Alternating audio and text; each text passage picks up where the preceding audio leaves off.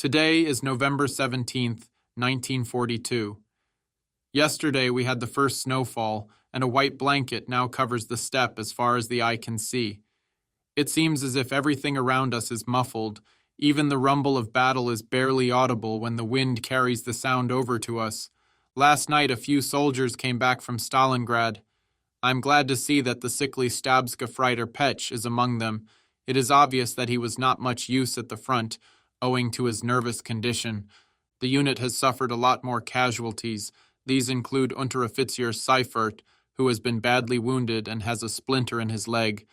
Domscheit apparently was extremely lucky, according to another soldier. A bomb took his helmet off, and the only injury he suffered was a cut from his chin strap.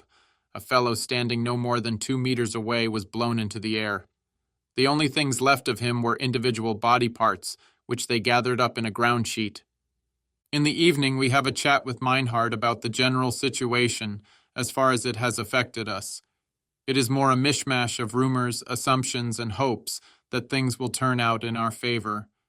He has been drinking again. I can smell it on his breath, and he is therefore much more communicative. Warius is rubbing his back against a beam, and the noise he makes is so loud that we turn to look at him. We have all used lice powder, and we have even boiled our underwear, but it only helps for a while. Seidel inadvertently crashes into the back of another soldier, who sprawls headlong onto the floor. Seidel helps him to his feet and mutters some excuse or other. We have not seen the soldier with the chevron before. But before anyone can say anything else, Meinhard bellows, "Hey, Swina, where on earth have you come from? I thought you were at the front with the others." He in turn clutches his throat and croaks something unintelligible. He is short and quite chubby. He has got a scarf round his neck and a cap on his head which he has pulled down so far that it almost covers his somewhat dangling ears. He goes over to Meinhard at the table and our eyes follow him in curiosity. When he takes his cap off, I get the feeling that everyone is kind of smirking. Even I can hardly hold it back. The name Swina brings to mind the image of the grunting creature whose meat we have not had for a while, especially with his chubby pink cheeks and little red eyes, which look at us from beneath bristling white eyebrows. He has a rounded, good-natured, almost comical face with a mop of straw-colored hair on top.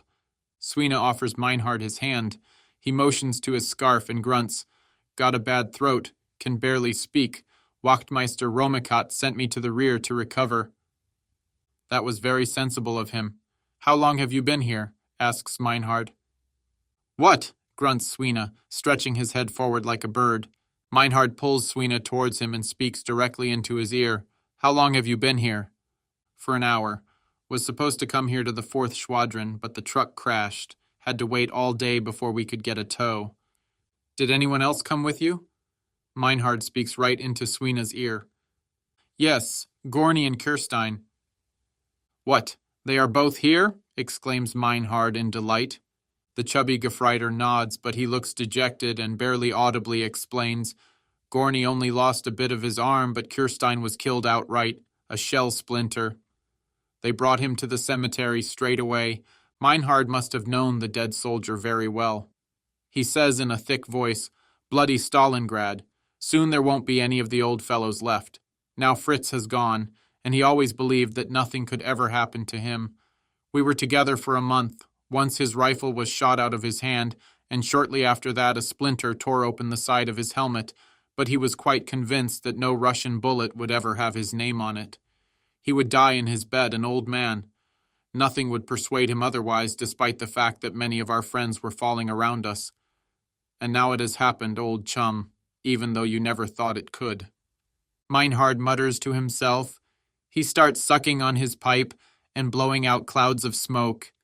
Swina sits on the bench, staring into the flickering light of the improvised petrol lamp which was put in our bunker yesterday. Some clever individual takes wine bottles half full of petrol and sticks a cartridge case with 2 holes in the side up through the cork. The gas which escapes up through the cartridge case is ignited and burns evenly, lighting up the bunker better than the usual Hindenburg candles, which are in short supply anyway. It is all a bit depressing here in the bunker right now. The faces around me no longer look carefree and unconcerned. We have heard about the heavy casualties and also about the problems that exist in resupplying the troops, particularly over the last few days. The Russians, in the meantime, are reported to have increased their strength considerably along the Volga.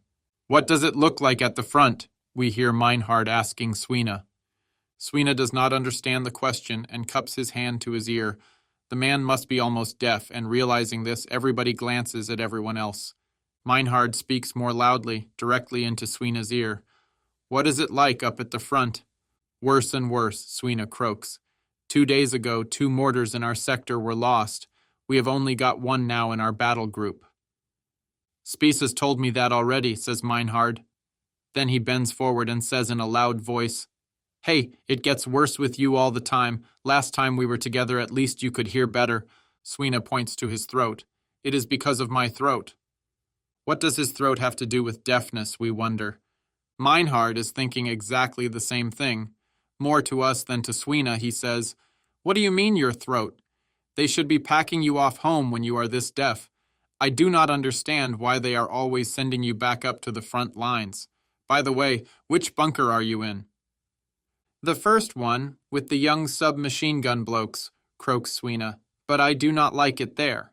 We look at each other and Meinhard smiles. These fellows spray everything, he says, but they do not like it when you tell them that. The chubby Swina shifts uneasily. Scratching himself and shrugging his shoulders, he croaks, That is what everyone tells the new boys. We all laugh. Do you want to come into our bunker? Meinhard again has his mouth close to Swina's ear and at the same time is looking at us. We nod. Why not? It is big enough. If we pull our stuff a bit closer together, we can get another 2 in. Swina says yes to the question and looks up at us. Okay, go get your stuff. You can stay here, says Meinhard out loud. The chubby little Gefreiter grins and trots like a walking flour bag out of the bunker. If it were not so tragic, this whole incident would have been comical. Meinhard says that he cannot understand how Swina could have got into the army in the first place. In the summer, he tells us Swina came to the squadron with a group of returning convalescents. He could not hear very well even then. At first, people thought that he was being antisocial because he never answered anyone's questions, but then it was realized that he could not even hear the shells screaming overhead and had to be pulled to safety at the last moment. His deafness became even worse after a shell exploded right next to him, so he cannot do very much. Most of the time he has been bringing up ammunition stocks and fetching rations, and for these tasks he has been absolutely dependable. He seems to get a little bit anxious when he is at the front, but this is only because of his hearing difficulties. Swina is certainly not a coward. Meinhard puffs away at his pipe. He only actually lets it go out when he is asleep. He fumbles around under the table, pulls out a half-empty bottle and takes a long swig. In the dark, I had not even noticed it was there. Why do you call him Swina? Grommel wants to know. Very simple. That is his name, laughs Meinhard. What? I thought it was a nickname, Warius retorts, surprised. Well, it is not his full name. We have shortened it, actually. His full name is Johann Swinowski, so that is the way it is. Outside, someone is kicking up a racket at the entrance, and then Swina comes waddling back in. He is carrying his kit bag and has some blankets under his arm. Seidel shows him to the spot beside Meinhard, which he has cleared for him. The night passes quietly. Once in a while I wake up as I subconsciously hear a new noise in the bunker, which turns out to be a satisfied grunt. November 18th. The night is cold and frosty. I have dressed warmly for my guard duty with a scarf round my neck. The frost bites at my ears. With each step, the frozen snow crunches under my boots. I think about home and about going skiing in the glistening winter sun with its crunchy snow. I was a good skier and could often make around 30 meters at our ski jump. Here in the steppe, everything is flat, as it is on our lake. In order to reach our ski jump, we would have to cross the frozen lake on skis for about 3 kilometers. By that time, we would have worked up a pretty good sweat. Those were wonderful times. As I do on so many clear nights, I am staring up into the night sky. I am searching for the little bear and tracing up to the pole star to find north. I have at least a general idea of the direction where home is. I can often hear, even late at night, Unteroffizier Doring on his harmonica, playing his favorite tune, Home Your Stars. Tonight Doring is the duty non-commissioned officer and is making his rounds of the bunker area. He also leads our combat training. He is a real old-timer, released from his service at the front to give us training.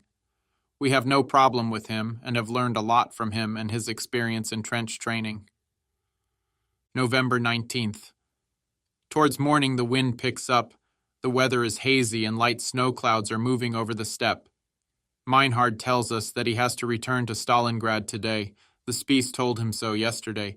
He will drive over with Winter. It is also his turn to go. Ah well, says Meinhard reflectively. That is life. True, says Kurat, but it could take 100 years. Could be, agrees Meinhard, but I do not want to grow that old. I shall be quite happy if I can survive this bloody war. You will, says Grommel with conviction.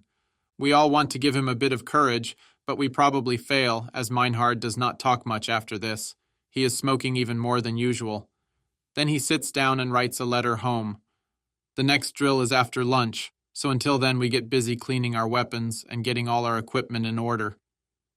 As we report to our formation, something is different in our bunker area. Drivers are running backwards and forwards and are busy with their vehicles. A courier scurries around on his motorcycle and disappears in the direction of the kolkhoz. We also have to wait longer than usual for the Spies to show up. Something is happening. But what? We look at each other. Our neighbors from the next bunker do not know anything either. Then the Spies arrives with maps in his hands. He tells us, not beating about the bush, that we are now at the highest state of alert, because the Russians have attacked the left flank of the front with strong tank units and broken through the Romanian lines around Kletskaya. The entire Romanian front has reportedly caved in, with the remnants fleeing in the direction of Kelak. Shit, I hear one of our instructors exclaim. The Spies waters down our first shock by telling us that steps have already been taken to start pushing the Russians back. Our tanks and air force have already engaged them. More we are not told. Meinhard tells us later that he and Winter will not be sent back into Stalingrad because no one knows where our combat group is at the moment. They were pulled out of the ruins and reassigned somewhere else. We have to wait. He also tells us that the Schurmeister reckons that the vehicles will be able to get going, but he does not have enough fuel for all of them, because for the last few weeks there has been a big shortage of petrol and other supplies. Is it really that bad? Asks Meinhard. The Schurmeister shrugs his shoulders. No one knows anything for sure, but it could be that we will have to move our vehicles out of here if we cannot stop the Russians. In that case, sod it, says Seidel in his flippant style. We sleep uneasily. When I begin my guard duty at about 0500, I listen intently for any noise coming from the north in the dark. The wind brings muffled rolling noises to my ear, but no more than usual. If fighting is taking place near Kletskaya, we would not be able to hear anything anyway because it is too far away. Or could it be that the breakthrough has been stopped by our own troops? November 20th. As daytime emerges, things get busy. We have never seen so many Heinkel 111 bombers and Junkers 87 Stukas. In other words, something serious must be going on up north. The skies are filled with the roar of engines, and we can also hear a faraway rumbling noise. It increases hour by hour, becoming more distinct and swelling to a rolling thunder. It is coming from the north, where the Russians are supposed to have broken through. But soon we are also hearing it from the south as well. Something is happening down there. We are on full alert and are waiting. Some men are in their bunkers. Others are like me, standing on top of the bunker, waiting for whatever it is that is coming towards us. Alarm! Someone is yelling. Everybody out of the bunkers! We dash down into the bunkers, pick up our weapons and all our equipment and struggle into it while we run back up again. Many have to go back down into the bunkers to pick up their winter coats. What is going on? You can read the questions in our faces. Then one of the drivers says that the Russians have also broken through the Romanian lines in the south and are coming at us from both sides, trying to take us in a pincer movement. Their tanks have already reached Seti, and we are supposed to hold them back. I suspect that things will now become serious for us and for everybody else around Stalingrad. We felt secure for the winter in our shelters and bunkers, but the rumbling has grown steadily right through into the night. Anybody who doubted what was happening now knows better. Even the most inexperienced soldier here realizes that we are about to be taken in a pincer movement. It is still quiet at the moment, but for how long? Is it the lull before the storm? This concludes the fourth part of the story. Thank you very much for listening. Please subscribe for more episodes and leave a comment.